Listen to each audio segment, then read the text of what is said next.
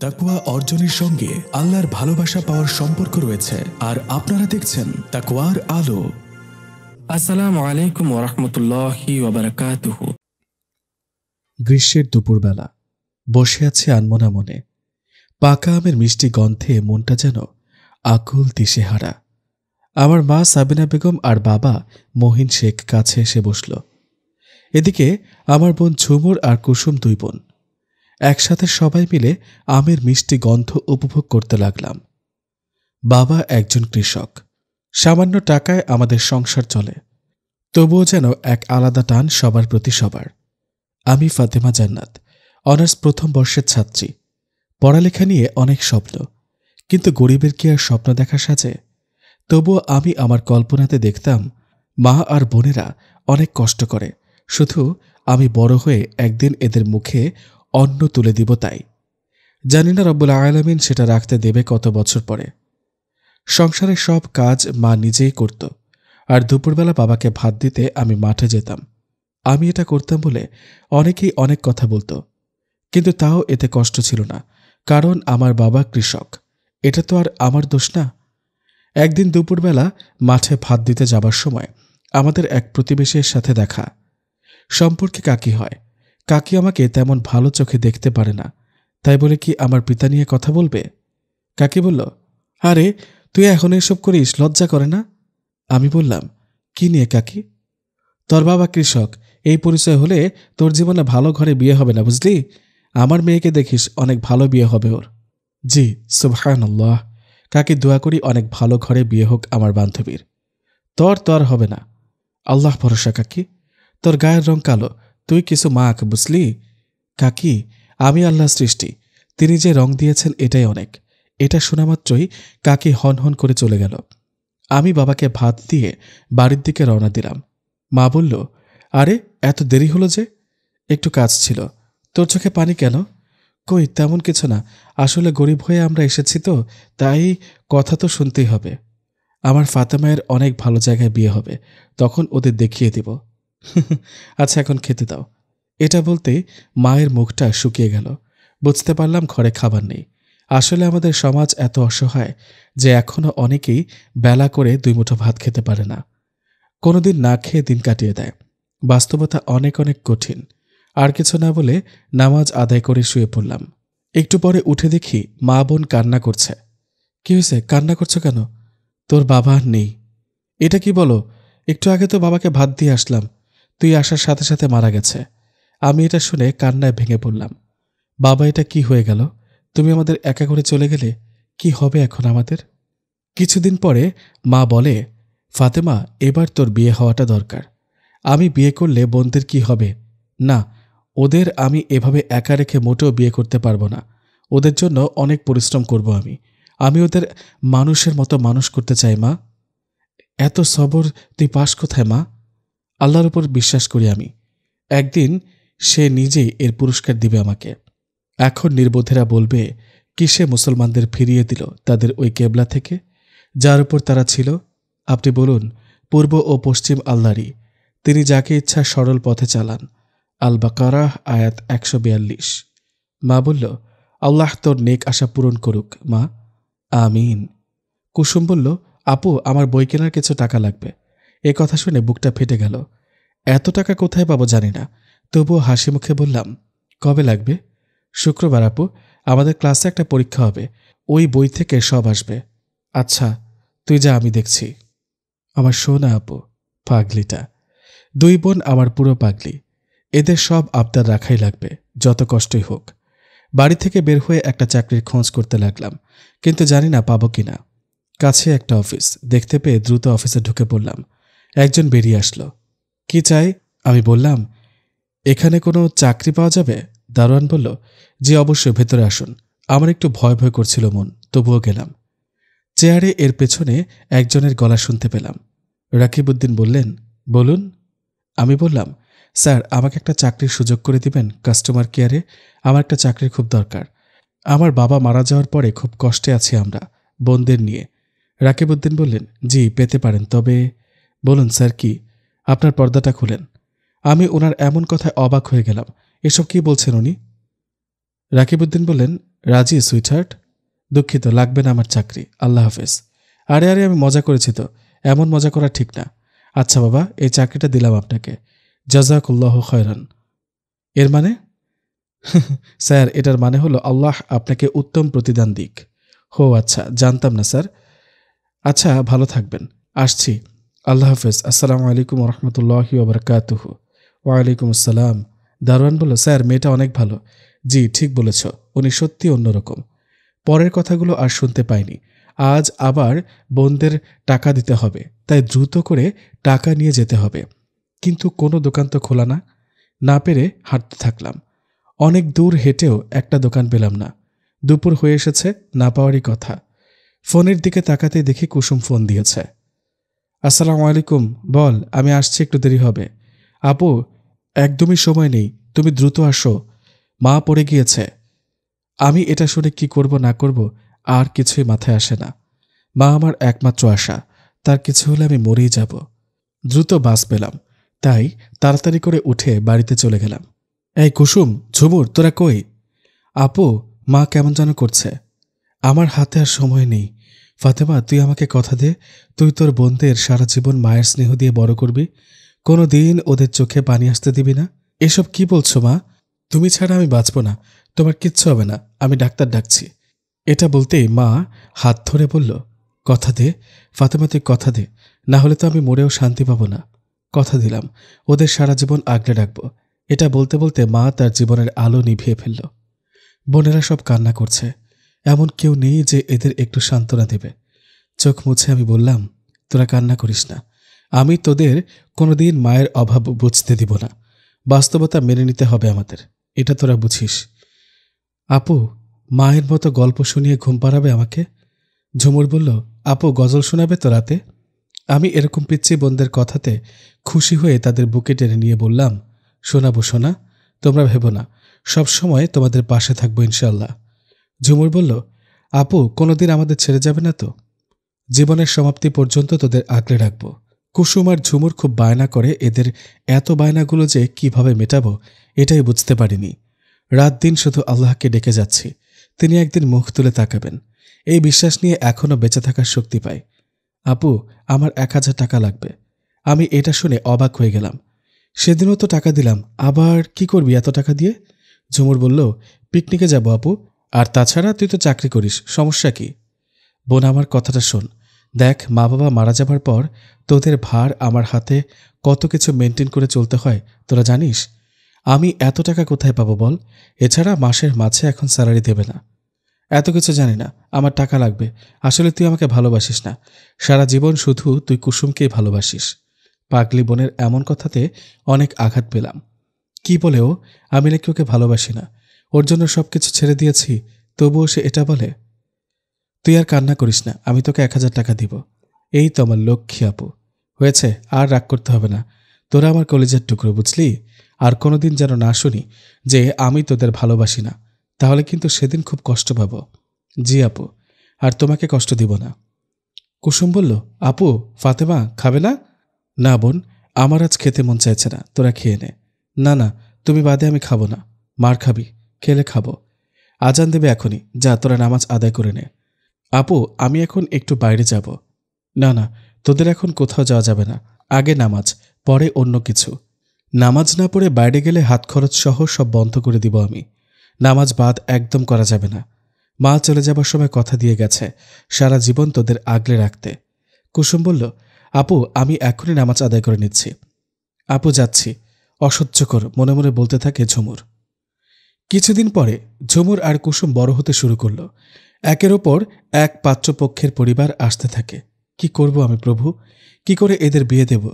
বিয়ে করব না পেয়ে সূরা বাকারা এর আয়াত পাঠ করে নিলাম, যার অর্থ, এতে কোনো সন্দেহ নেই যে যারা ঈমান এনেছে, দেশ ত্যাগ করেছে, স্বীয় জান ও মাল দ্বারা আল্লাহর রাহে জিহাদ করেছে, এবং যারা তাদেরকে আশ্রয় ও সাহায্য সহায়তা দিয়েছে, তারা একে অপরের সহায়ক। আর যারা ঈমান এনেছে কিন্তু দেশ ত্যাগ করেনি, তাদের বন্ধুত্বে তোমাদের প্রয়োজন নেই যতক্ষণ না তারা দেশ ত্যাগ করে। অবশ্য যদি তারা ধর্মীয় ব্যাপারে তোমাদের সহায়তা কামনা করে, তবে তাদের সাহায্য করা তোমাদের কর্তব্য। কিন্তু তোমাদের সাথে যাদের সহযোগী চুক্তি বিদ্যমান রয়েছে তাদের মোকাবেলায় নয়। বস্তুত তোমরা যা কিছু করো আল্লাহ সেসবই দেখেন। সূরা আনফাল আয়াত ৭২। তুমি কখনো সেখানে দাঁড়াবে না, তবে যে মসজিদের ভিত্তি রাখা হয়েছে তাকওয়ার ওপর প্রথম দিন থেকে, সেটিই তোমার দাঁড়াবার যোগ্য স্থান। সেখানে রয়েছে এমন লোক যারা পবিত্রতাকে ভালোবাসে, আর আল্লাহ পবিত্র লোকেদের ভালোবাসেন। সূরা আত-তাওবা আয়াত ১০৮।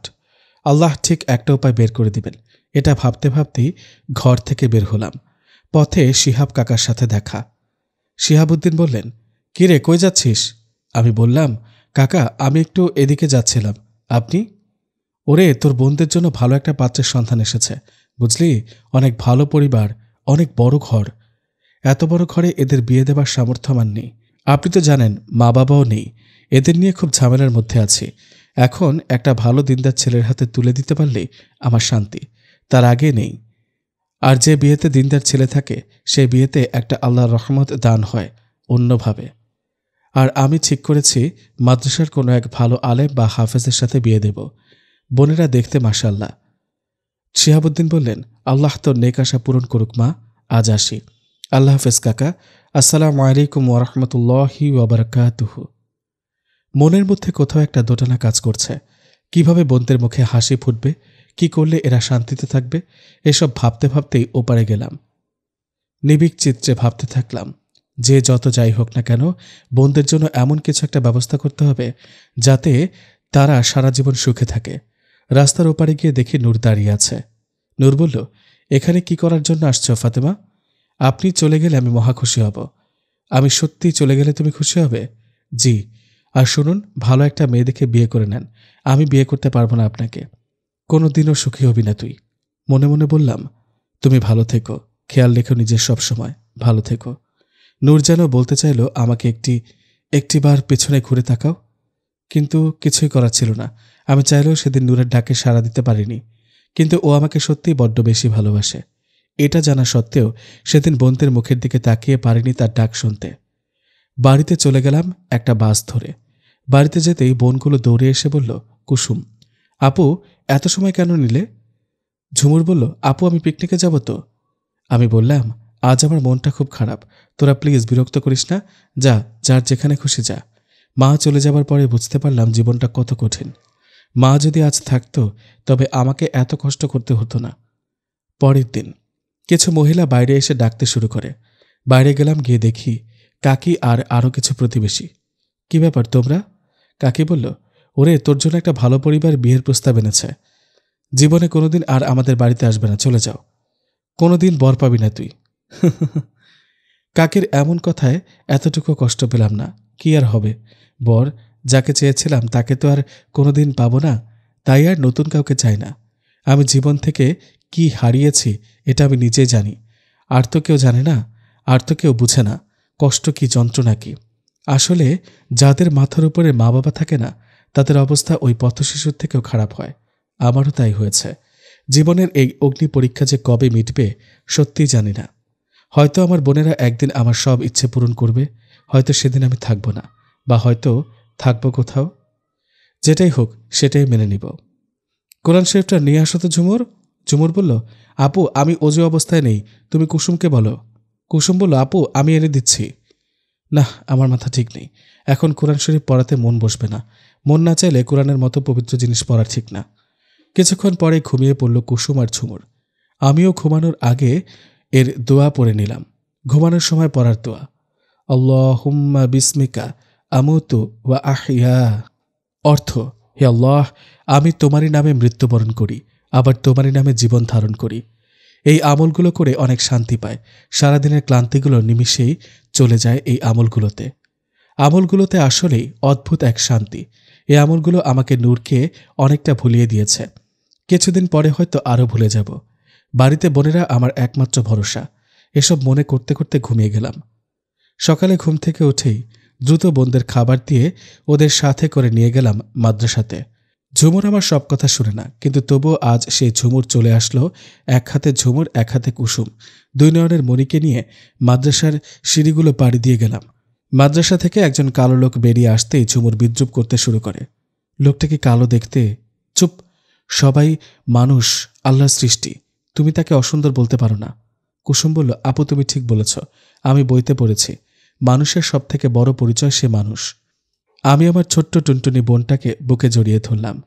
ঝুমুর বলল, আপু দুঃখিত, আর বলবো না। আচ্ছা চলো তোমাদের ক্লাসে দিয়ে আসি, তারপর আমি অফিসে যাব। কিছুক্ষণ পরে ঝুমুর আর কুসুমকে মাদ্রাসাতে পড়তে দিয়ে দ্রুত করে বেরিয়ে এসে দেখি বাইরে কোথাও বাস নেই। মাথায় বাজ পড়ল যেন। ঘড়ির দিকে তাকিয়ে দেখি 10টা বাজতে আর বেশি দেরি নেই। স্যার তো প্রচুর রাগ করবে, চাকরিটা না চলে যায়। কয়েক মিনিট বলতে বলতে বাস আসলো। দ্রুত করে বাসে উঠে গেলাম। বাস তার গতিতে চলছে আর আমি বইয়ের পাতা উল্টাচ্ছি। বাস কিছু দূর এগিয়ে যেতে একটা গাছের সাথে ধাক্কা খেল। এরপরে কি হয়েছিল আর কোনো হুঁশ ছিল না আমার। 2 দিন পরে দেখি হাসপাতালে বিছানায় শুয়ে আছি আমি, পাশে 2জন মেয়ে বসে আছে। স্পষ্ট দেখতে পাচ্ছিলাম না তাদের, ঘুম ঘুম চোখে। আর একটু ভালো করে তাকাতে দেখি কুসুম আর ঝুমুর। কি রে তোরা এখানে, কি হয়েছিল আমার? কুসুম এবং ঝুমুর বলে উঠল, আপু তোমার অ্যাক্সিডেন্ট হয়েছিল, পরে নূর নামের একটি ভাইয়া ফোন দিয়ে আমাদের ডাকে, আর তোমার একটা অপারেশনও করিয়েছে। চোখের পানি আর ধরে রাখতে পারলাম না এই কথাটা শুনে। আমি বললাম, লোকটি কোথায়? বাইরে দাঁড়িয়ে আছে আপু, ডাকবো? তোরা একটু বাইরে যা, আমার ওনার সাথে কিছু কথা আছে। আচ্ছা আপু। কুসুম আর ঝুমুর বাইরে যেতেই উঠার চেষ্টা করছিলাম, সেই সময় নূর উঠতে দিল না। কি ব্যাপার, উঠছ যে? তোমার কিছু হয়ে গেলে আমার কি হতো? কি হতো? কিছুই না। আমার আপনার দয়া চাই না, আপনি আসতে পারেন। সত্যি, এ কোন ফাতেমাকে দেখছি আমি? এ কি সেই ফাতেমা যে আমার কিছু হলে আগে কান্না করত? আমি বললাম, আমি এখনও তোমাকে সেভাবেই ভালোবাসি, কিন্তু মুখে বলতে পারবো না সেটা। ইসলাম নিষিদ্ধ কোনো কাজ করা ঠিক হবে না। আজ যদি মা বাবা থাকতো, কিছু একটা করত, তারা নেই। বোনগুলোর জন্য তোমাকে বিসর্জন দিয়েছি, কিন্তু কোনোদিন সেটা তুমি জানতে পারবে না। নূর বলল, আচ্ছা আর কোনোদিন তোমার সামনে আসবো না, চলে যাব অনেক দূরে। আমি বললাম, কোথায়? সেটা তোমার না জানলেও হবে। আমি একটা চাকরির অ্যাপ্লাই করেছি, তারা ডেকেছে, চাকরি কনফার্ম, আমাকে বাইরে চলে যেতেই হবে। আমি এটা শুনে কি বলবো বুঝতে না পেরে বের হয়ে যেতে বললাম ওকে। ও চলে গেল, আর কোনোদিন আমার মুখটাও ও দেখবে না হয়তো। কিছুক্ষণ পরে কুসুম আর ঝুমুর আসলো। হাসপাতাল থেকে বাড়ির উদ্দেশ্যে রওনা দিলাম। বাড়িতে আসার কয়েক মিনিট পরে হঠাৎ দেখি কুসুমের মন অনেক খারাপ। ওকে বললাম, কিরে মন খারাপ কেন? কুসুম বলল, আপু আমার খুব ইচ্ছে আলেমা হবার, আমি আলেমা হতে চাই। মাশাআল্লাহ, এটা তো খুব ভালো কথা, মন খারাপ কিসে তোর? আপু মাদ্রাসা থেকে কিছু টাকা লাগবে এই আলেমা পরীক্ষা দিতে। ইনশাআল্লাহ দিব, তুই ভাবিস না। আপু আমি আলেমা হয়ে তোমার জন্য আগে একটা সুন্দর গজল বলবো, হবে তো? খুশি তো তুমি? খুব খুশি সোনা, আমার কলিজা বোন। হয়েছে, এবার হাত মুখ ধুয়ে খেতে বসো। জি আপু, আমি এখনই আসছি। ঝুমুর বলল, আপু তোর হাতের কষা মাংসের ঝোল খাবো, যা নিয়ে আয়। বোন মাংস তো রান্না করিনি আজকে, মাসের মাঝে তেমন টাকা নেই হাতে। ঝুমুর খুব রেগে খাবারের প্লেটটা ফেলে দিল। কুসুম এসে ঝুমুরকে রাগ করল। এতে আরও রেগে গিয়ে কুসুমকে মারতে চায় এমন ভাব প্রকাশ করছে যেন। আর চুপ করে থাকতে পারলাম না, ঝুমুরের গায়ে হাত তুলে দিলাম। ঝুমুর কান্না করতে করতে ব্যাগ গুছিয়ে বাইরে চলে যাওয়ার জন্য তৈরি হচ্ছে। কি ব্যাপার, কোথায় যাচ্ছ তুমি? ঝুমুর বলল, খালামণির কাছে যাব। মুন্নি খালামণি খুব ভালো, আমি ওখানেই থাকবো আজ থেকে। আমাকে ছাড়া থাকতে পারবি তুই? তোর আমার দেখতে মন চায় না, তুই একে তো কালো, আরও কি সব জামাকাপড় পরে থাকিস, আমার আর এসব ভালো লাগে না। তার থেকে ভালো আজ থেকে খালামণির বাসায় থাকবো, তোদের থেকে মুক্তি চাই, তুই কুসুমকে নিয়ে থাক, গেলাম, বাই। বলেই চলে গেল ঝুমুর। তাকে আর আটকাতে পারলাম না, কান্নায় বুকটা ফেটে গেল। এই বোনের জন্য নিজে না খেয়ে এত কষ্ট করে একে পড়ার টাকা দিয়েছি, আর সেই বোন। রব, আমি কি এতই খারাপ, কেউ আমাকে দেখতে পারে না? খুব কষ্ট হয়, তুমি কি শুনতে পাও না আমার কষ্টগুলো? রবের কাছে দুঃখগুলো বলে একটু হালকা হলাম। এদিকে কুসুম এসে আমার চোখের পানি মুছে দিয়ে বলে, আপু আমি তোমার আর কষ্ট করতে দিব না, আলেমা যখন হয়ে যাব তখন একসাথে 2 বোন মিলে এই সংসার একদিন সাজিয়ে তুলব। আল্লাহ তোর মনের নেক আশা পূরণ করুক, আমিন। ইনশাআল্লাহ আপু। বোন চল আমরা 2 জন রবের কাছে ক্ষমা চাই। আমার সাথে আয়াত পাঠ কর। অর্থ, বলুন, যদি তোমরা আল্লাহকে ভালোবাসো তাহলে আমাকে অনুসরণ করো, যাতে আল্লাহ তোমাদিগকে ভালোবাসেন এবং তোমাদিগকে তোমাদের পাপ মার্জনা করে দেন, আর আল্লাহ হলেন ক্ষমাকারী দয়ালু। সূরা আল ইমরান আয়াত 31। একটু থেমে থেমে 2 বোন মিলে সূরা আল ইমরানের আয়াত পাঠ করলাম। আর যা কিছু আসমান ও জমিনে রয়েছে সে সবই আল্লাহর, তিনি যাকে ইচ্ছা ক্ষমা করবেন, যাকে ইচ্ছা আযাব দান করবেন। আর আল্লাহ হচ্ছেন ক্ষমাকারী, করুণাময়। আর যা কিছু আসমান ও জমিনে রয়েছে সে সবই আল্লাহর। তিনি যাকে ইচ্ছা ক্ষমা করবেন, যাকে ইচ্ছা আযাব দান করবেন। আর আল্লাহ হচ্ছেন ক্ষমাকারী, করুণাময়। সূরা আল ইমরান আয়াত 129। তারা কখনো কোনো অশ্লীল কাজ করে ফেললে কিংবা কোনো মন্দ কাজে জড়িত হয়ে নিজের উপর জুলুম করে ফেললে আল্লাহকে স্মরণ করে এবং নিজের পাপের জন্য ক্ষমা প্রার্থনা করে, আল্লাহ ছাড়া আর কে পাপ ক্ষমা করবেন? তারা নিজের কৃতকর্মের জন্য হঠকারিতা প্রদর্শন করে না এবং জেনে শুনে তাই করতে থাকে না। সূরা আল ইমরান আয়াত 135। আর তারা কিছুই বলেনি, শুধু বলেছে, হে আমাদের পালনকর্তা, মোচন করে দাও আমাদের পাপ এবং যা কিছু বাড়াবাড়ি হয়ে গেছে আমাদের কাজে, আর আমাদিগকে দৃঢ় রাখো এবং কাফেরদের ওপর আমাদিগকে সাহায্য করো। সূরা আল ইমরান আয়াত 147। এরপর আল্লাহর একটি গুণবাচক নাম ইয়া খালিকু। এদিকে দুই বোন মিলে আল্লাহ এর গুণবাচক নামগুলো পড়তে শুরু করলাম। কুসুমকে দেখিয়ে দিতে ও সুন্দর করে পড়তে থাকল। আমার সাথে কুসুমের কণ্ঠ মাশাআল্লাহ অনেক সুন্দর করে যখন পড়ছিল অনেক দারুণ লাগছিল শুনতে। মা বলেছিল কুসুমকে গান শেখাতে। মা সব না জেনে হয়তো বলেছিল, কিন্তু বাবা আর আমি আমার বোনকে গান শিখতে দেইনি। গান শোনা হারাম এটা জেনেও কি করে ইসলামের অসম্মান হতে দেই? খুব বেশি মাকে মিস করছিলাম। আমার চোখে পানি দেখে কুসুম বলে ওঠে, আপু কান্না করছো কেন? কিছু না, তুই পড়। কুসুম বলল, আপু আমি তোমার ছোট হলেও কিন্তু এতটাও ছোট না। পাকা বুড়ি একটা। আসলে মায়ের কথা খুব মনে পড়ছে। আমি জানি আমরা যত মিস করি তুই তার থেকেও বেশি মনে করিস। আমার খুব কষ্ট হয় বোন। মা থাকলে আজ ঝুমুর ওগুলো বলে চলে যেত না মুখের ওপর। অভাবে মুখের ওপর দরজা ধাক্কা দিয়ে বের হয়ে যেতে পারত না। এসব আমার চোখে পানি এনে দেয়। আপু চোখ মুছে নাও এটা দিয়ে। আমার সোনা বোন বলেই ওকে জড়িয়ে ধরলাম। নূর বলেছিল যে বোনদের জন্য আজ ওকে বাদ দিলাম, আমাদের এতদিনের ভালোবাসাকে ভুলে গেলাম, সে বোনেরা নাকি আমাকে একা করে দিবে। কিন্তু আমার বিশ্বাস সবাই আমাকে ছেড়ে গেলেও আমার কুসুম পাগলি আমার সাথেই থাকবে। ও কোথাও যাবে না। ওকে হারিয়ে ফেললে সেদিন আর হয়তো বাঁচব না। মনে মনে বলতে থাকলাম। কুসুম বলল, আপু কি ভাবছ? চলো আমার ক্ষুধা পেয়েছে। যাব শোনা, আরেকটু আমল করিনি। তুমি উঠে বই নিয়ে বসো, একটু রিভাইজ দিয়ে নাও, ততক্ষণে আমি আরেকটু আমল করে আসি। কুসুম বলল, আপু আমল করতে আমার খুব ভালো লাগে। আমি আরও বেশি বেশি আমল করতে চাই আপু, আরও আমল শিখিয়ে দাও আমাকে। আমি বললাম, ওখান থেকে রসুলের চোখে দুনিয়া এই বইটা নিয়ে আসো। এই বইটা পড়ো, অনেক ভালো এই বইটা। এই বইটা পড়লে ইসলামকে অনেক কাছে থেকে চিনতে পারবে। নবীদের সম্পর্কে একটা ভালো ধারণা হয়ে যাবে ইনশাআল্লাহ।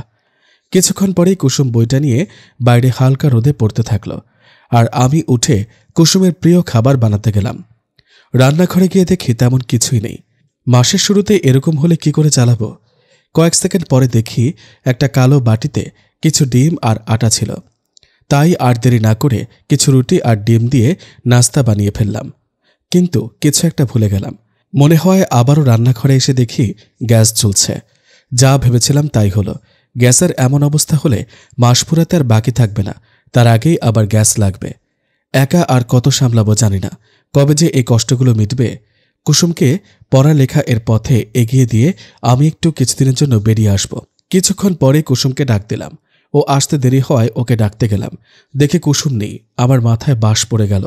কোথায় গেল কুসুম? মাত্র এখানে বসে তো ইসলামিক বই পড়ছিল। ওর বান্ধবী তৃষায়ের কাছে ফোন দিলাম। ফোনটা বেজে উঠল, ধরল না। না পেরে সুমাইয়াকে ফোন দিলাম। সুমাইয়ের মা আমেনা বেগম ফোনটা ধরতেই, আসসালামু আলাইকুম, আমার বোন কুসুম এসেছে আপনার এখানে? আমেনা বেগম বললেন, ওয়ালাইকুম আসসালাম। না মা, কুসুম তো আজ আসেনি। ও তো তোমাকে না বলে কোথাও আসে না। জি, কিন্তু আমি আজ একটু আগে ওকে পড়তে দিয়ে খাবার বানাতে গিয়েছিলাম। একটু পরে এসে দেখে আমার কলিজা নেই। আপনাদের বিরক্ত করলাম, ফোনটা কেটে দিব। সেই সময় আমেনা বেগম বলে ওঠে, মা আমি বলি কি, তোমরা একটা থানায় ডায়েরি করো, এরপরে পুলিশই কুসুমকে খুঁজে বের করবে। এটা বলতে যতটা দেরি হলো তার থেকে বেশি দ্রুত একটা অচেনা নাম্বারে ফোন আসলো। ফোনটা ধরতেই ফোনের ওপাশ থেকে চেনা একটা সুর ভেসে আসলো। এতদিন পরে এই সুরটা পেয়ে খুব খুশি হতেই মন চাইছিল, কিন্তু মুহূর্তের মধ্যে বিলীন হয়ে গেল যখন শুনলাম আমার কুসুমকে আমার প্রিয় মানুষটাই লোক দিয়ে তুলে নিয়ে গিয়েছে। নিজের কানকে বিশ্বাস করতে পারলাম না। আমি বললাম, আমি আমার বোনের খোঁজ পেয়েছি, পরে কথা বলছি, আল্লাহ হাফেজ, আসসালামু আলাইকুম ওয়া রাহমাতুল্লাহি ওয়া বারাকাতুহু। ফোনটা কেটে দিয়ে অচেনা নাম্বারে আবার ফোন দিলাম। কেউ আর ফোনটা রিসিভ করল না। আমি আর কিছু ভাবতে পারলাম না। হে রব, এ কি করলে আমার আদরের বোনের সাথে? এমন হলো কেন রব, কেন? কিছুক্ষণ পরে ফোন বাজতেই, কে আপনি? প্লিজ কুসুমকে দিয়ে দেন। অচেনা লোকটি বলল, আপনার ভালোবাসার মানুষ আমাদের অনেক টাকা দিয়েছে, আপনি আপনার বোনের জন্য ওনাকে ছেড়ে দিয়েছেন, তাই। ভাইয়া বিশ্বাস করেন, শুধু এই জন্য না, বিয়ের আগে প্রেম ভালোবাসা হারাম, এটা আমি জেনে এটা করেছি। কিন্তু ও কি করলো? আমার ভালোবাসার অসম্মান করেছে। ওর মতো পশুকে আমি কোনোদিনও ক্ষমা করব না, কোনোদিন না। ভাইয়া প্লিজ আমার বোনটাকে আপনারা ছেড়ে দিন, প্লিজ ভাইয়া। দেখুন, আমার কাছে এসব বলে লাভ নেই, যা বলার আপনার ভালোবাসার মানুষকে বলেন। থামুন, আমার কেউ নেই এই দুনিয়াতে কুসুম আর ঝুমুর বাদে, তাই এসব মানুষের নামটাও আমি শুনতে চাই না। ফোনটা কেটে দিলাম। ফোনটা কেটে দেবার সাথে সাথেই ঘর থেকে বাইরে বের হতে গেলাম। কি যন্ত্রণা, চাবি খুঁজে পেলাম না। না পেরে যেমন ঘর ছিল তেমনই রেখে বাইরে বের হয়ে থানায় চলে গেলাম। অফিসের বসা একজন লোক দাড়িওয়ালা দেখে হুজুর মনে হলো। তাকে গিয়ে বললাম কুসুমের সব কথা। কুসুমের কথা শোনার পরে লোকটা আমাকে অনেক সান্ত্বনা দিল। স্যার, যেভাবেই পারেন আপনারা আমার বোনকে এনে দেন, যতটুকু সামর্থ্য আমার দিব ইনশাল্লাহ। লোকটা আমার কথা শুনে সব জায়গায় খোঁজ করতে থাকলো আমার বোন কুসুমের, কিন্তু কোথাও পেল না। আমি আর ঘরে বসে থাকলাম না, থানাতে অন্য একটা থানায় গেলাম। সেখানে কেউ ডায়েরি লিখতে চাইল না, বেশি টাকা বাদে। কিন্তু তারা যে টাকা চাইল সেই মাত্র 50,000 টাকা দেবার ক্ষমতা আমার নেই। আর বুঝতে পারলাম এরা সুবিধার না, তাই সেখান থেকে বের হয়ে আসতে গেলাম। এখন একটাই ভরসা, আল্লাহ। বের হয়ে যেতে যাবার সাথে সাথেই কিছু লোক আমাকে আটকে দিল। কিছু লোক আমার দিকে এগিয়ে আসতে থাকলো, আমি পেছাতে থাকলাম। লোকগুলো আমার খুব কাছে এসে গেল। তখন ওই হাদিসটা মনে পড়ল, বিপদের সময় ভেঙে না পড়ে আল্লাহকে ডেকে যাও, তিনি তোমাকে সঠিক পথ দেখাবেন। আল হাদিস। তাই লোকগুলোকে বললাম, কি চান আপনারা? লোকগুলোর সাথে সাথে বলে ওঠে, আপনাকে বিয়ে করতে চায়। এতগুলো মানুষ বিয়ে করবেন? বিয়ে করার জন্য তো একজন লাগবে। লোকগুলো অবাক হয়ে, সত্যি বিয়ে করবেন? অবশ্যই, বিয়ে তো হালাল, কেন বিয়ে করব না? আপনারা আমাকে একটা দিন সময় দিন, এরপর বিয়ে করব। অচেনা লোকগুলো বলল। কিছুক্ষণ পরে বলল, না না, আমরা বিয়ে করতে চাই না, আপনাকে ভোগ করতে চাই। কথাটা শুনে মাথাটা গরম হয়ে গেল। হাতের পাশে 4টা দাও বটি দেখলাম। ওরা 4 জন ছিল, আর আমি একা আল্লাহর নামে 4 জনকেই বটি আর দাও দিয়ে জবাই করে দিলাম। রক্তমাখা অবস্থাতেই ওরা পড়ে আছে। আমি ওখান থেকে বের হয়ে একটা কালো গাড়ির পেছনে দাঁড়ালাম, আর দেখতে পেলাম ওদের দলের আরও কিছু লোক আছে, তাই দ্রুত কালো গাড়িটার মধ্যে ঢুকে গেলাম। কিছুক্ষণ পর এর মধ্যে একটা লোক গাড়িতে উঠে বসলো। আমি মুখটা চেপে রাখলাম যাতে মুখ থেকে কোনো শব্দ বের না হয়। ভালোই চলছিল গাড়িটা। অল্প রাস্তা যেতেই আমার ফোনটা বেইমানি করলো আমার সাথে। ফোনটা বেজে উঠল, লোকটা ধরে ফেলল। বুঝে গেল উনি বাদেও আরও একজন এসে বসেছে। উনি দ্রুত গাড়ি থামিয়ে দিলেন। আমি উঠে বসে ওনার সামনে দাঁড়ালাম। কে আপনি? আমার গাড়িতে কি করছেন? নিকাব পরা ছিলাম। উনি আমার কথাটা বেশি বুঝতে পারছিল না। এরপরে জোরে বললাম, আমি খুব বিপদে পড়েছি, আমার বোনের খুব বিপদ। কিছু লোক বোনকে আটকে রেখেছে। আর সবটা খুলে বলার পরে উনি ওনার গাড়িতে উঠতে বললেন। কি করব বিশ্বাস করতে ভয় হলো, তবুও ওনাকে বিশ্বাস না করে উপায় ছিল না, তাই উঠে পড়লাম। উনি গাড়ির জানালা দরজা আটকে দিল। আরও ভয় বেড়ে গেল। উনি বলে ওঠে, ভয় নেই আপনার, এখানে আপনি নিরাপদ আছেন, আল্লাহ আপনার মঙ্গল করুক। উনি একটা তাচ্ছিল্য হাসি দিলেন। হাসার মতো কি বললাম? না, কিছু না। আপনাকে কোথায় নিয়ে যাচ্ছে জানেন? কোথায়? আমার বাড়িতে। ওখানে আমার বৃদ্ধা মা আছে, উনি আপনাকে আশ্রয় দেবে। না না, আমি যাব না, আপনি থামিয়ে দেন, আমি বোনকে খুঁজব। লোকটি বলে ওঠে, না না, আপনাকে এখন আমি যদি বের করে দেই লোকগুলো আপনাকে মেরে ফেলবে, তখন আপনি আপনার বোনকে খুঁজে পাবেন না। তার থেকে চলুন, আমাকে বিশ্বাস করতে পারেন, আমার মা খুব ভালো। মাথা নাড়িয়ে বললাম। গাড়ি যতই চলতে থাকলো ততই বুকের মধ্যে কেঁপে উঠতে শুরু করলো। এমন বিপদের সময় হঠাৎ মনে পড়ল বিপদ থেকে কাটার দোয়া পাঠ করতে থাকলাম। 70টি বিপদের দোয়া। হজরত আবু নাঈম ও ইবনে আবি সাইবা রহমতুল্লাহি আলাইহি একটি আমলের কথা বর্ণনা করেছেন। তারা বলেন, যে ব্যক্তি নিম্নের দোয়া একবার পাঠ করবে, 100 বার নয়, মাত্র একবার, আল্লাহ তাআলা তার 70টি বিপদ দূর করে দিবেন। আর সর্বনিম্ন বিপদ হলো দারিদ্রতা, আর অন্যান্য বিপদগুলো এর চেয়ে অনেক বড় বড়। যে ব্যক্তি এই দুয়ার আমল করবে, আল্লাহ তাআলা তার এসব বিপদ দূর করে দিবেন। লা হাওলা ওয়ালা কুওয়াতা ইল্লা বিল্লাহি ওয়ালা মালজাআ ওয়ালা মানজাআ মিনাল্লাহি ইল্লাল্লাহ ইলাইহি। দোয়াটি মুখস্থ থাকলে ভালো, না থাকলে মুখস্থ করে নিন, নিয়মিত পাঠ করুন, সব রকম সমস্যা থেকে নাজাত পাবেন ইনশাআল্লাহ। দুশ্চিন্তাগ্রস্তদের জন্য সান্ত্বনা। কানজুল উম্মালে বর্ণিত আছে, যে ব্যক্তি ইয়াকিন ও দৃঢ় বিশ্বাসের সাথে এই আয়াতটি পাঠ করবে, আল্লাহ তাআলা তার দুশ্চিন্তাগ্রস্ত হৃদয়কে প্রশান্তি দান করবেন। এখানে ইয়াকিন ও দৃঢ় বিশ্বাসের শর্তারোপ করা হয়েছে। কারো অন্তরে এ ব্যাপারে সন্দেহ থাকলে সে সুফল পাবে না। দোয়াটি হল, লা ইলাহা ইল্লা আনতা সুবহানাকা ইন্নী কুনতু মিনাজ জালিমিন। আমার মনের সকল ভয়গুলোকে কাটিয়ে নিলাম নিজের মনের কাছ থেকে। মনকে এটাই বোঝালাম, বোনকে খুঁজে পাবার জন্য যতই কষ্ট হোক আমি সহ্য করে নিব। এই অচেনা লোকটির বাড়িতে প্রবেশ করলাম। বাড়িতে ঢুকতেই তার মা বের হয়ে আসলো। দেখে খুব সহজ সরল একজন মানুষ মনে হলো। আমাকে কিছু বলেনি। লোকটি হয়তো অনেক আগেই তার মাকে বলে রেখেছিল। ভাবতে ভাবতে দরজার কোণে গেলাম। মনে কোনো শান্তি পেলাম না। আমার আদরের কলিজা কুসুমের কি হলো, এসব নিয়ে আর মাথাটা কাজ করছিল না। খুব কষ্ট হচ্ছিল। আমি নেকাব অবস্থায় ছিলাম, তাই লোকটিকে সম্পূর্ণ দেখতে পেলাম না। পর্দার আড়াল থেকেই লোকটি বলে ওঠে, আপনার কি কিছু লাগবে? কোনো সমস্যা হচ্ছে কি? আমি বললাম, না, কোনো সমস্যা নেই, আমি ঠিক আছি। আপনাকে অনেক শুকরান আমার এই বিপদের দিনে আমাকে বাঁচানোর জন্য। লোকটি বলে ওঠে, দেখুন মিস, বিপদের শক্তি দেওয়ার মালিক শুধুমাত্র আল্লাহ তাআলা। আমি একজন সাধারণ মানুষ।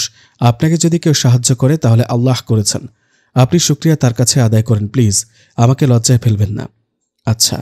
লোকটি তার ঘরে চলে গেল, আর আমি একটু ফ্রেশ হতে গেলাম। কিছুক্ষণ পর ফ্রেশ হয়ে এসে দেখি লোকটির মা আমার জন্য কিছু মিষ্টি আর খাবার দিয়ে রেখেছে সুন্দর করে টেবিলের ওপর।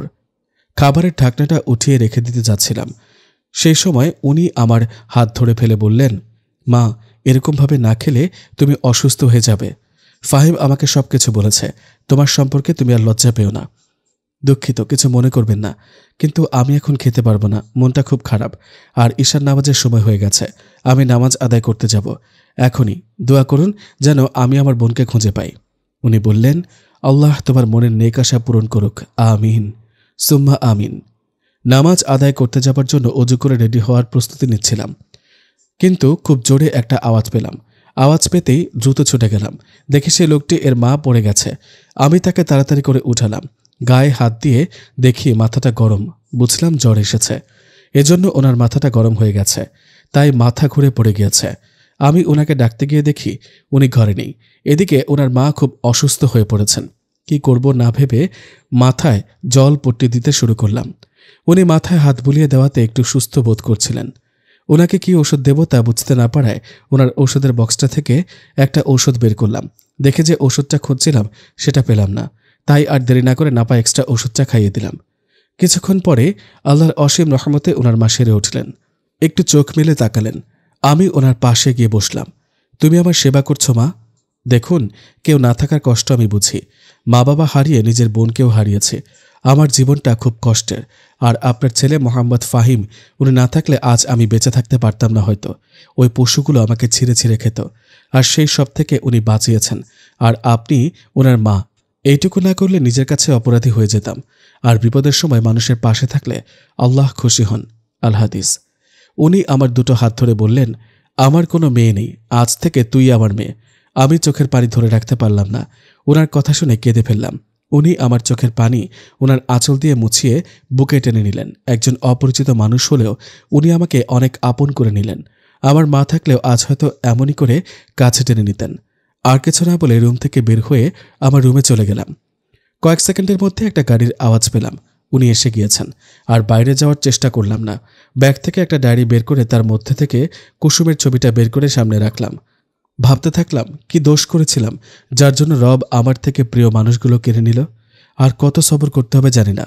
কুরআনের একটি আয়াত পাঠ করে নিলাম অজু করে এসে, যার অর্থ, আর যাদেরকে দুর্বল মনে করা হতো তাদেরকেও আমি উত্তরাধিকার দান করেছি এ ভূখণ্ডের পূর্ব ও পশ্চিম অঞ্চলের, যাতে আমি বরকত সন্নিহিত রেখেছি এবং পরিপূর্ণ হয়ে গেছে তোমার পালনকর্তার প্রতিশ্রুতি কল্যাণ বনি ইসরায়েলদের জন্য তাদের ধৈর্য ধারণের দরুন। আর ধ্বংস করে দিয়েছি সেই সব কিছু যা তৈরি করেছিল ফিরাউন ও তার সম্প্রদায়, এবং ধ্বংস করেছে যা কিছু তারা সুউচ্চ নির্মাণ করেছিল।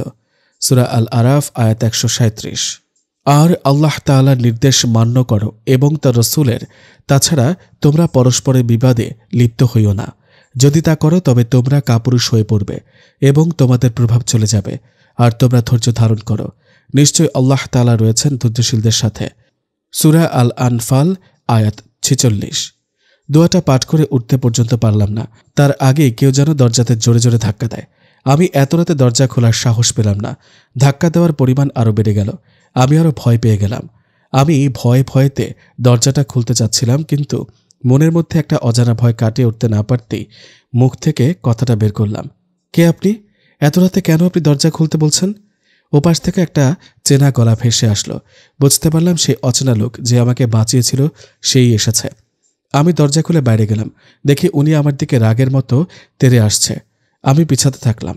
উনি বলে ওঠেন, ভয় পাবেন, মায়ের ঘরে চলুন। আপনি আমার বিশ্বাসের মর্যাদা দিতে পারেননি। আমি অবাক হয়ে শুধু ওনার কথাগুলো শুনে যাচ্ছিলাম। এসব কি বলছেন উনি? কি করেছে আমি, বলুন? সেটা গেলেই দেখতে পাবেন। আচ্ছা চলুন। এরপর ওনার সাথে ওনার মায়ের ঘরে গেলাম। ওনার মা আমাকে ওনার কাছে বসতে বললেন, কিন্তু উনি আমাকে খুব অপমান করলেন। ওনার মনে হয় এই ওনার মায়ের অবস্থার জন্য আমিই দায়ী। আমি বললাম, এসব আপনি কি বলছেন? বিশ্বাস করুন, আমি কিছুই করিনি। শুধু আপনি আসার পরে কোনো সমস্যা হতে পারত, তাই ওষুধ দিয়েছে। চুপ করুন, আপনি এই বাড়িতে আর থাকতে পারবেন না।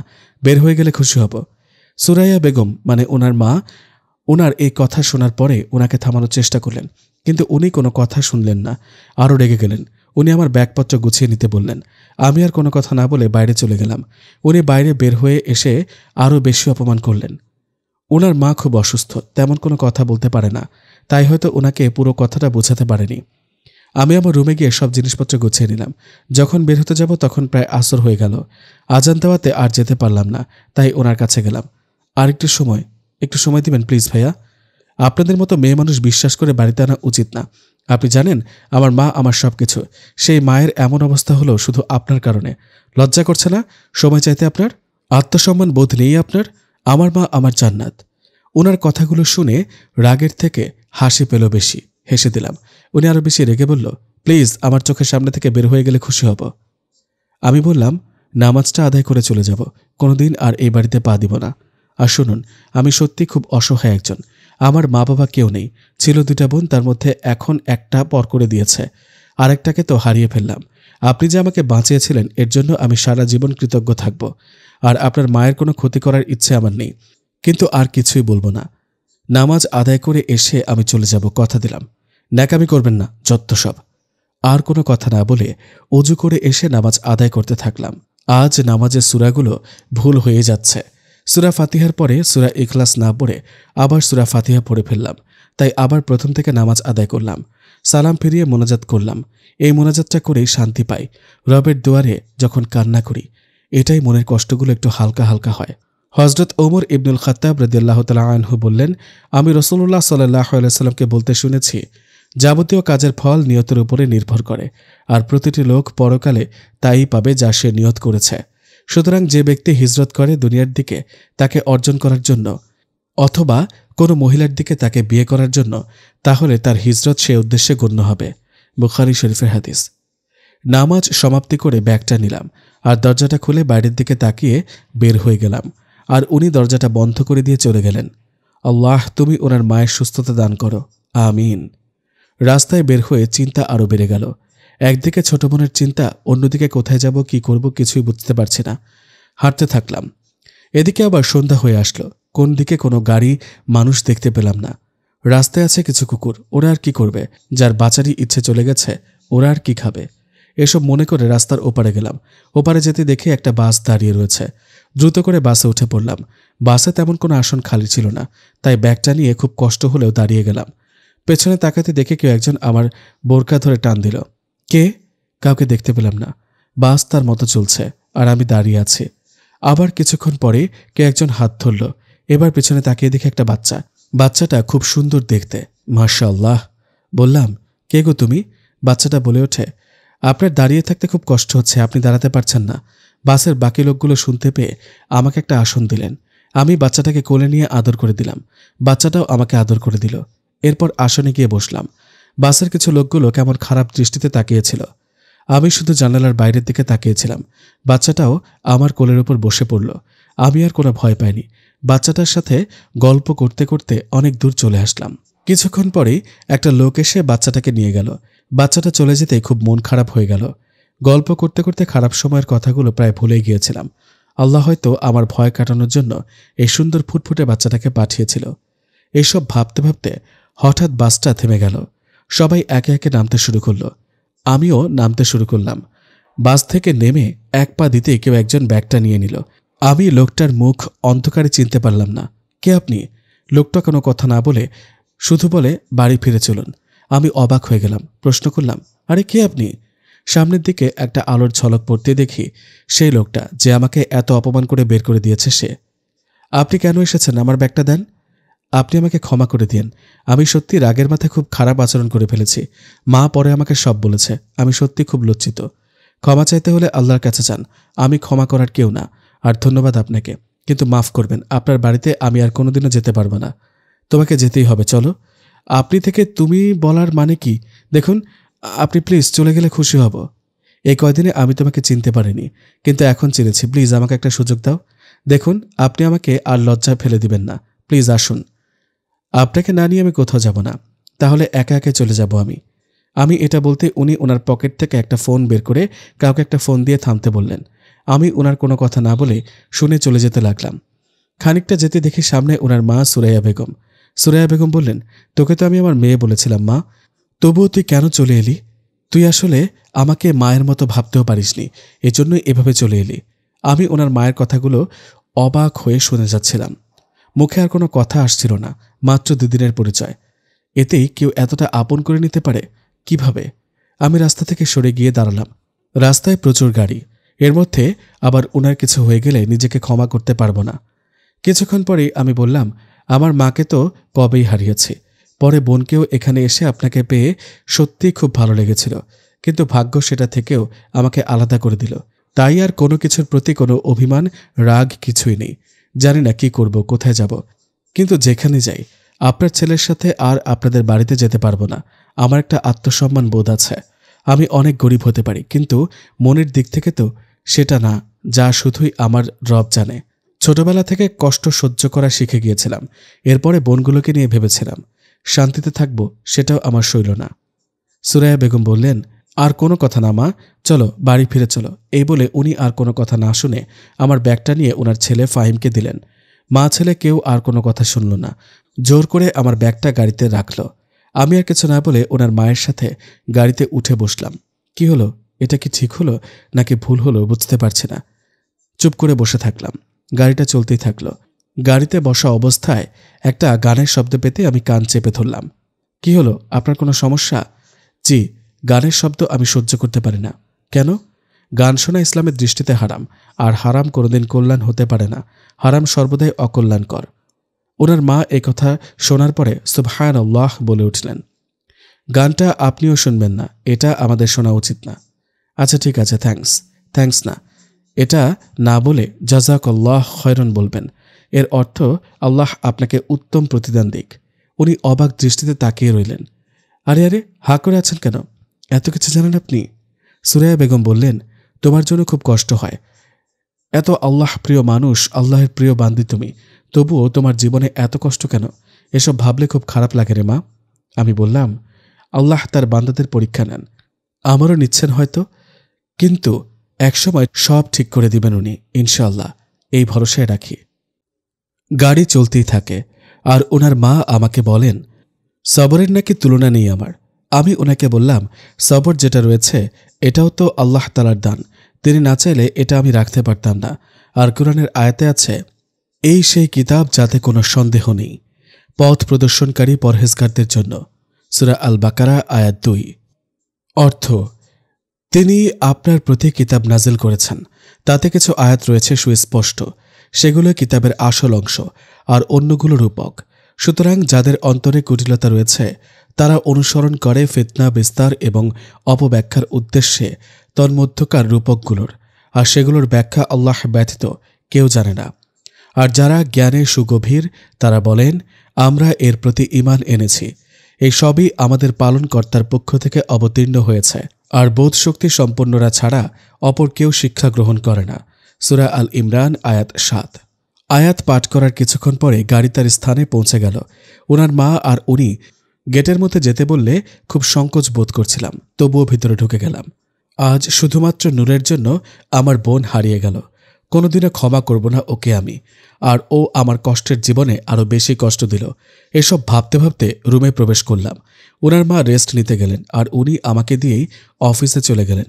কিছুক্ষণ পরেই ওনার মা এসে বললেন, সুরাইয়া বেগম বললেন, তোমাকে সারা জীবনের মতো বেঁধে ফেলতে চাই। কি বলছেন এসব? আমার ছেলের বউ করতে চাই। আল্লাহ, কি এমন পথে ফেলে দিলে? কি উত্তর দিব আমি এই কথার? তুমি সব কেড়ে নিয়ে আর কি কি দিতে চাও আমাকে? না না, আর কোনো মায়াতে নিজেকে জড়াতে চাই না। প্লিজ আপনি এই কথার বলবেন না। এটা বলেই দৌড়ে পালিয়ে গেলাম। কিন্তু উনি আমাকে এমন একটা কথা বললেন যে আর না করতে পারলাম না। উনি বললেন ওনার ঋণ শোধ করার কথা। সত্যিই তো, আমি কোনোদিন তাদের ঋণ শোধ করতে পারবো না। আর আজ যে বেঁচে আছি তাদেরই জন্য। আমি বললাম, রাজি, কিন্তু একটা শর্ত আছে আমার। সুরাইয়া বেগম বললেন, বলো কি? সারা জীবন আমাকে মেয়ের মতো আগলে রাখতে হবে।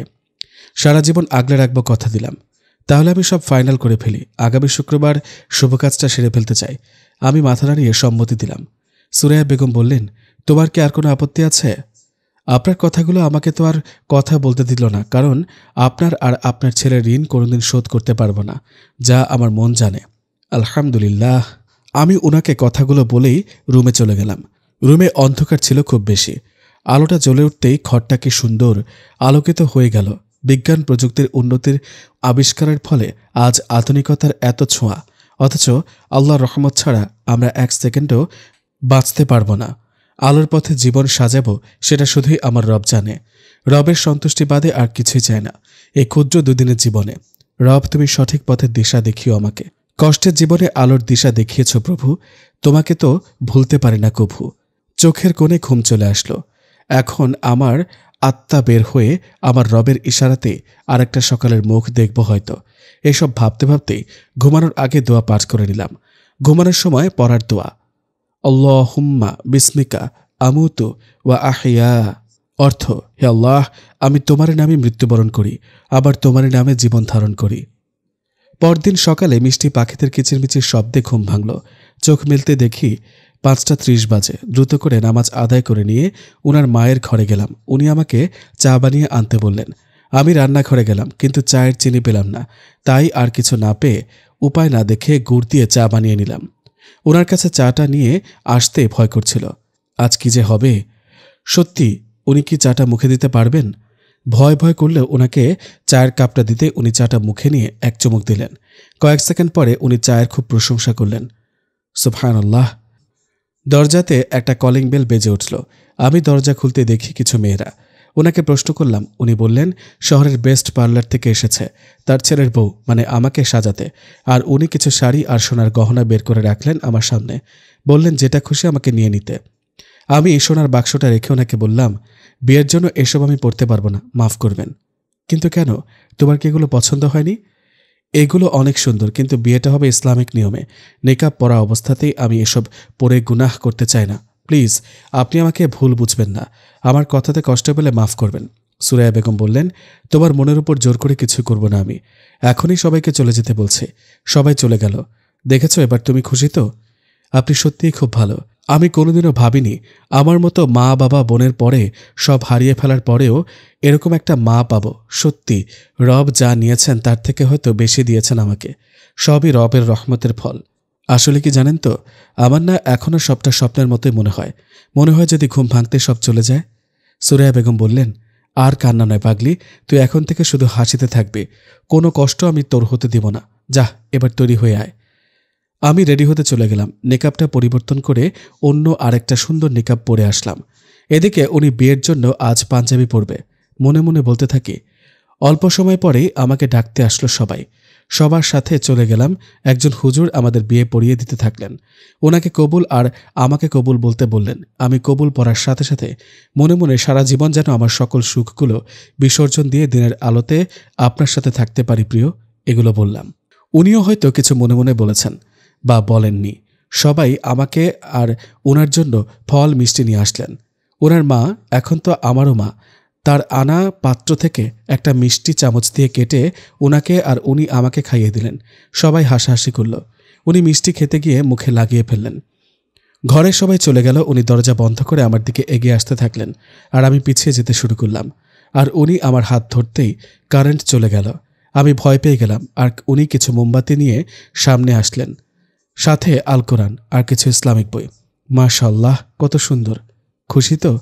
সব থেকে খুশি বেশি। দুনিয়াতে আমার থেকে খুশি আর কেউ নেই। চোখ থেকে পানি বের হয়ে যেতেই উনি ধরে ফেললেন। আজ থেকে আর কোনোদিন তোমার চোখ থেকে পানি পড়বে না, আর কোনো কষ্ট রাখবে না, ইনশাআল্লাহ। ইনশাআল্লাহ, আল্লাহ যেন সারা জীবন আপনাকে এভাবেই রাখেন। ইনশাআল্লাহ, কাছে আসো। না, আগে টেবিলের উপর থেকে এক টুকরো সাদা কাগজ নিয়ে নতুন জীবন শুরু করার দোয়া পড়ুন। ওকে মহারানী।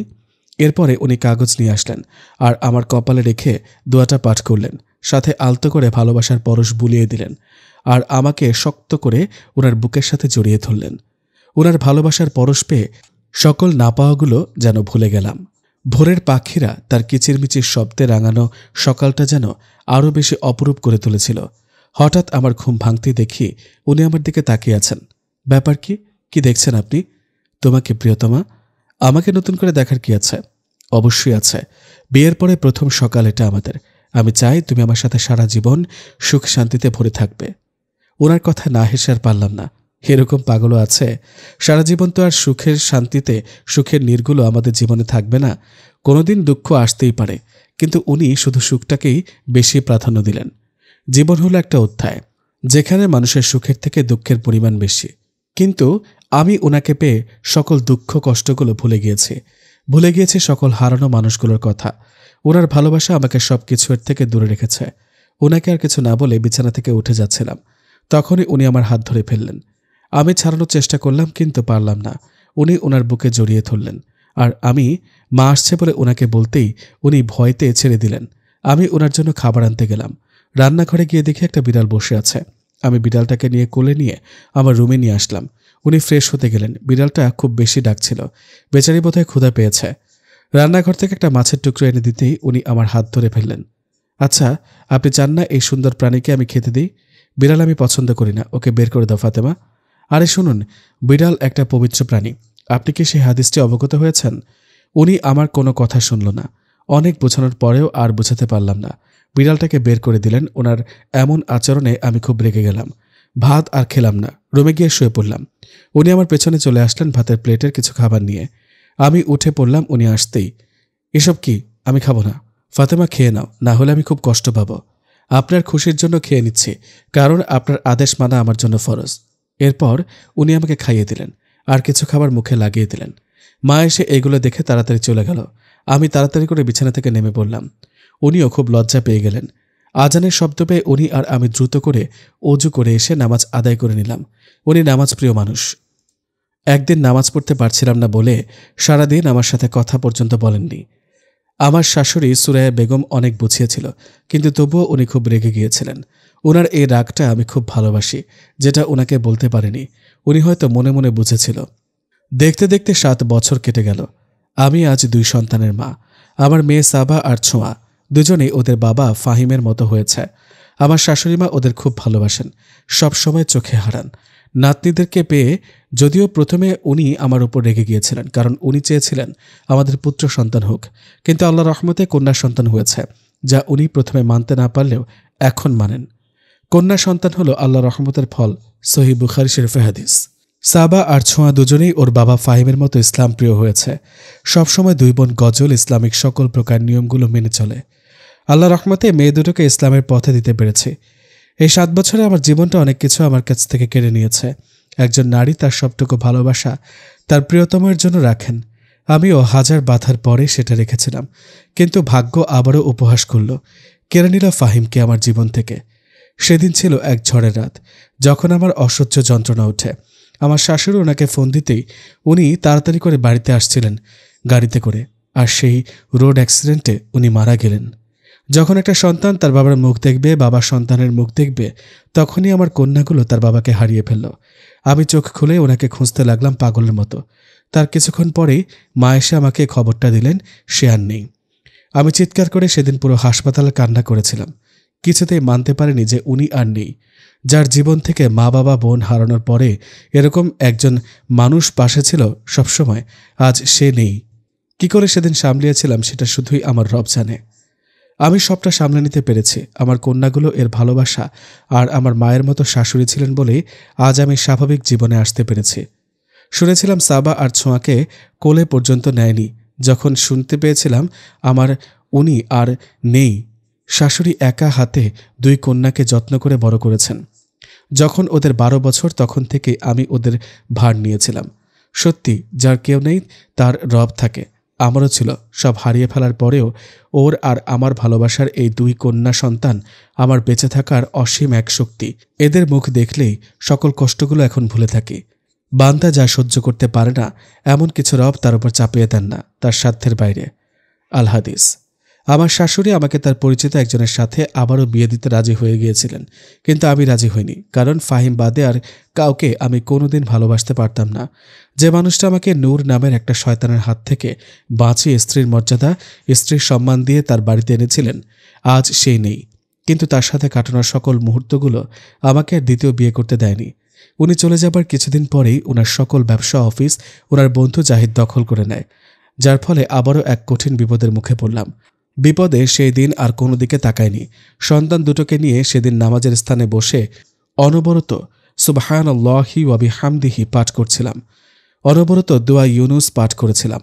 রবের রহমতে কিছুদিনের মধ্যেই সকল বিপদ কাটিয়ে উঠতে পারছিলাম। 2 কন্যা সন্তান যেদিন আলেমা পরীক্ষায় উত্তীর্ণ হয়ে আমাকে এসে মামুনি বলে জড়িয়ে ধরল, সেদিন আমার সকল দুঃখ, সকল কষ্ট দূর হয়ে গেল। আমি ওদের দুজনের ওদের বাবার কাছে নিয়ে যেতে চাইলে ওরা বলে, কোথায় মামুনি নিয়ে যাবে আমাদেরকে? যার জন্য তোমরা এই দুনিয়ার মুখ দেখেছ তার কাছে। মামুনি, তুমি কান্না করো না, আমাদের কষ্ট হচ্ছে। না শোনা, এটা আনন্দের পানি। কিছু সময় চোখ থেকে আনন্দে বের হয়ে পানি। ওদের বাবার কবরস্থানে নিয়ে যেতেই ওরা কান্নায় লুটিয়ে পড়ল। বাবা, কি অপরাধ করেছিলাম যার জন্য আমাদের ছেড়ে চলে গেলে? দেখেছ, আজ আমরা 2 বোন আলেমা হয়েছি। তুমি খুশি তো বাবা? বলো না বাবা, তুমি খুশি তো? আমি ওদের মাথায় হাত রাখলাম। কান্না করো না তোমরা। তোমাদের বাবা যেন জান্নাতে যায় সেটা নিয়ে দোয়া করো। আল্লাহ ওনাকে জান্নাত দান করুক। তোমরা কান্না করলে তোমাদের বাবা কষ্ট পাবে। মামুনি, আমরা তো এখন আলেমা, তোমার সব কষ্ট আমরা দূর করে দেব। দেখো, আল্লাহ তোমাদের নেক আশা পূরণ করুক। আমিন। আমিন মামুনি, অনেক ভালোবাসি আমরা তোমাকে। জীবনে শুধু সুখের আশায় বেঁচে থাকার চেষ্টা করলে সেটা জীবন হবে না। কারণ সুখ আর দুঃখ নিয়ে জীবন। দুঃখের পরিমাণ সবথেকে বেশি, সেটা সইবার ক্ষমতা রব সবাইকে দেন না। তবুও রবের প্রতি সকল সময় বিশ্বাস রাখা উচিত। কারণ রব তার বান্দার অকল্যাণ কিছু করুক এমনটা চায় না। সবসময় রবের পথে থাকলে হাজার দুঃখ কষ্টগুলো একসময় সুখের নিবাসে পরিণত হয়, যেমনটা ফাতেমার হলো। ফাতেমার মতো প্রতিটা কন্যাকে সকল প্রকার বাধা উপেক্ষা করে একদিন জীবনে সফল হতে হবে। ভোগের থেকে ত্যাগই অন্যতম সুখ, যা মানুষ প্রথমে না বুঝলেও পরে বুঝে।